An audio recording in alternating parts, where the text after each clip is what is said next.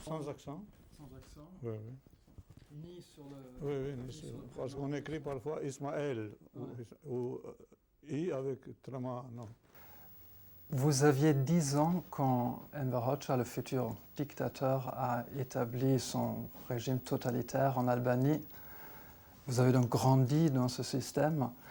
Et pour décrire votre découverte de la liberté, vous avez dit une fois que vous êtes allé de la littérature vers la liberté. Ça, c'est très simple et très logique.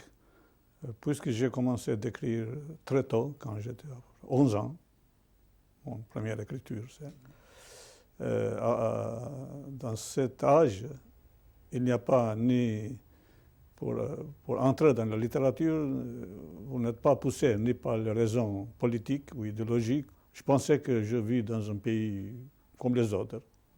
Absolument, je ne comprenais pas que c'est un pays sans liberté. Et voilà pourquoi je suis allé vers la liberté à travers de la littérature. C'est-à-dire j'ai commencé de le faire, la littérature, quand je n'avais aucune idée de la liberté. Quand j'étais étudiant, bien sûr, j'ai compris absolument d'une façon très claire et très directe. Et ça a été témoigné par mes écrits déjà. Oui. Mais votre prise de conscience de ce système totalitaire, comment est-ce qu'elle s'est développée?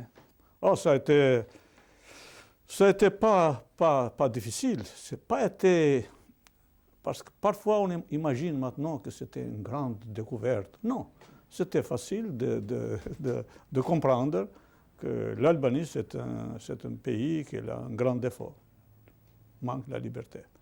En Albanie, vous pouvez voir, écouter les radios occidentales, même voir la télévision occidentale. On ne peut pas maintenant justifier que nous ne savions rien parce que nous étions aveugles. Non, en Albanie, on n'est pas aveugle. Oui, l'Albanie, c'était très dur, très staliniste, le régime. Ça, c'est l'autre chose.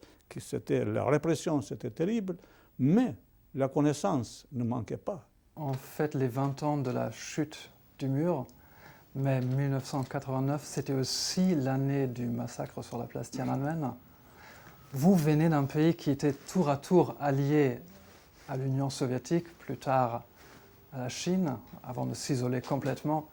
Comment est-ce que vous avez vécu ces deux événements? Oui, c'était les événements qui étaient liés directement avec le destin de mon pays, bien sûr. Pas seulement moi, mais tout le peuple albanais. Alors, tout le monde suivit ça et tout le monde tirait les conclusions.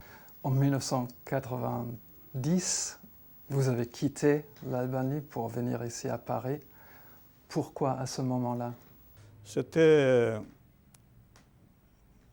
avec un but très, très précis. L'Albanie hésitait entre l'Occident et la dictature, entre l'esprit de la liberté et de l'esclavage. J'ai appris une chose que pas beaucoup de gens savaient, que c'était un jeu très hypocrite du régime, qu'il attendait s'attendre avec l'Union soviétique. Quand je dis l'Union soviétique, pas l'Union soviétique de Gorbatchev, mais l'Union soviétique des putschistes, putschistes staliniennes, qui sont préparés pour prendre le pouvoir.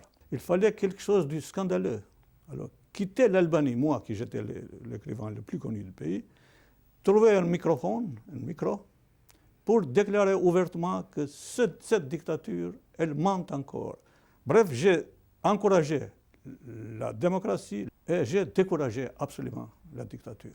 Dans les dernières 20 ans, vous avez pris fait et cause pour un autre peuple albanophone, les Kosovars, qui maintenant ont un propre État. L'Espagne, qui maintenant vous décerne un de ses grands prix littéraires, fait partie des pays qui n'ont pas encore reconnu le Kosovo. Qu'est-ce que vous avez envie de dire aux autorités espagnoles? J'ai défendu la liberté du peuple du Kosovo. Une chose que j'aurais dû pour tous les autres peuples. Ce n'a pas été quelque chose de très spécial, seulement parce que je suis albanais. C'était une cause très très claire. C'était un grand scandale dans l'Europe, au milieu de l'Europe, qu'un peuple vivait dans dans les conditions de colonie. Mon réputation d'écrivain pouvait être endommagée par cela, parce que ce n'est pas facile qu'un écrivain insiste que la Yougoslavie doit être punie pour cette répression terrible au Kosovo. Ce n'est pas facile pour un écrivain. Parce que vous savez, les clichés que les écrivains ont toujours, ils sont contre la punition, le bombardement surtout, etc. En ce qui concerne l'Espagne, je ne sais pas exactement comment ils ont justifié pour ne pas accepter l'indépendance du Kosovo. Je pense qu'ils ont fait évidemment un transfert de leurs problèmes intérieurs dans les Balkans. Est-ce que tôt ou tard, le Kosovo et l'Albanie ont vocation à s'unir? La vocation, ça existe, bien sûr, mais c'est une vocation plutôt sentimentale, romantique, plutôt pas. Il n'est pas organisé dans les partis, par exemple, dans les programmes. On ne peut pas dire maintenant que les Albanais ils ont renoncé d'une idée que nous sommes une nation. Mais avec l'entrée dans l'Europe, ça sera dédramatisé tout de suite. Ce n'est pas comme avant que Kosovo s'était détaché de l'Albanie et fait partie dans un autre pays qui était complètement étranger à lui. Maintenant, et l'Albanie et le Kosovo, ils ont aspiration vers l'Europe. Merci beaucoup, M. Kadare.